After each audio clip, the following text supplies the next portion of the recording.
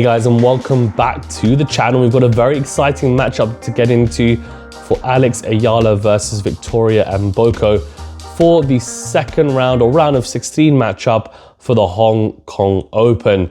Should be an interesting one. They've never played against each other, and we've got the 20-year-old Alex Eala versus the 19-year-old Victoria Mboko, and both players are revelations. They are stars in their own making already on tour, and they've both got extremely exciting games, so very much looking forward to breaking this one down.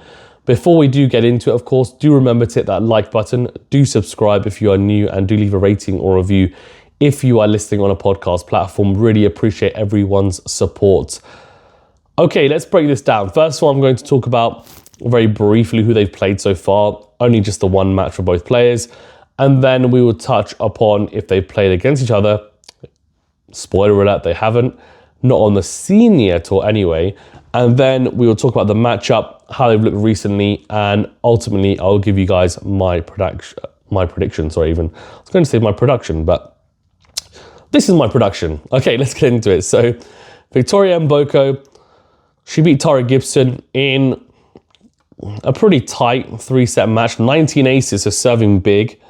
6-7, 6-1, 6-4. Alex Eala, she beat Katie Bolter 6-4 and then 2-1 walkover.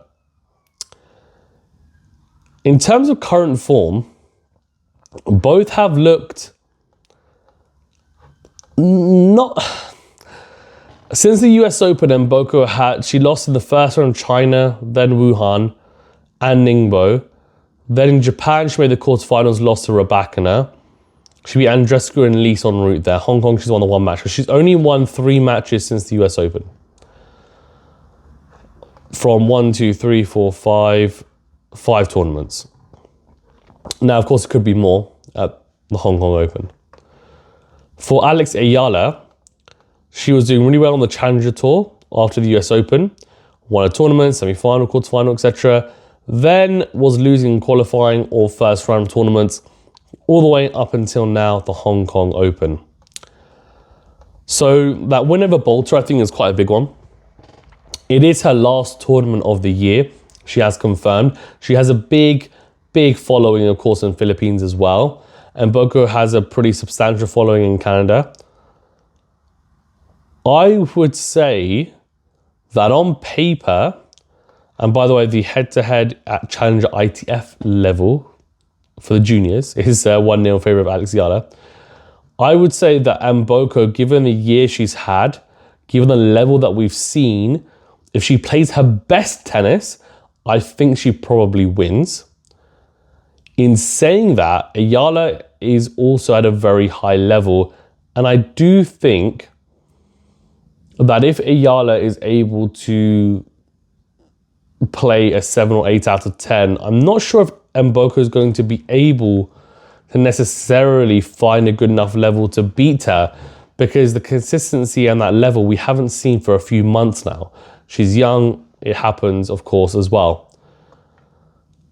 The matchup's interesting. We've got the big serving Mboko versus the really, I would say, efficient returner in Eala. The lefty forehand from Eala as well, taking the ball early, trying to deflect pace. Mboko gives a lot of pace. She can hit really big off the forehand and backhand wing. Moves pretty well, defends pretty well. I'd say Eala is a slightly better defender than Mboko, but on the front foot, Mboko is better. Serve dynamics, Mboko obviously trumps the Eala serve, which is one of her weaknesses.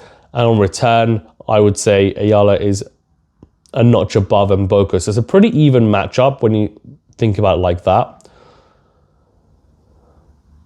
I do wonder, though, how Eala gets through this match, because she will be trying to pound the Mboko backhand, but Mboko's backhand line and backhand generally is a real weapon. Eala's going to have to play with a real high intensity, I think, in this match, and try and avoid Mboko playing on the front foot in points, because if Mboko's on the front foot, the only thing that Eala can do is try to really hustle, stretch out the point as much as possible and hope Mboko makes an error, which could happen, because that can happen with Mboko. The level can drop so that she's making errors and she can get frustrated.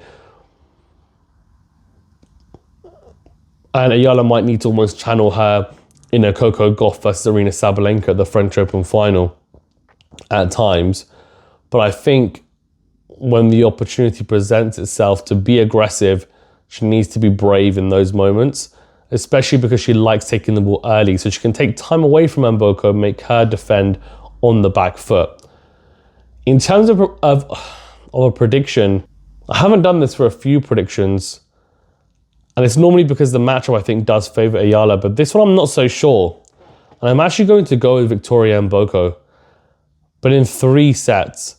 It's a tough one to call. I could easily see Eala winning it, and it'll be a great story given it's her last tournament if she makes a big run. I just have a feeling that Mboko, after losing first round matches and not really getting anywhere, then at Japan Open, that breakthrough to make the quarterfinals, I think it might have been a catalyst.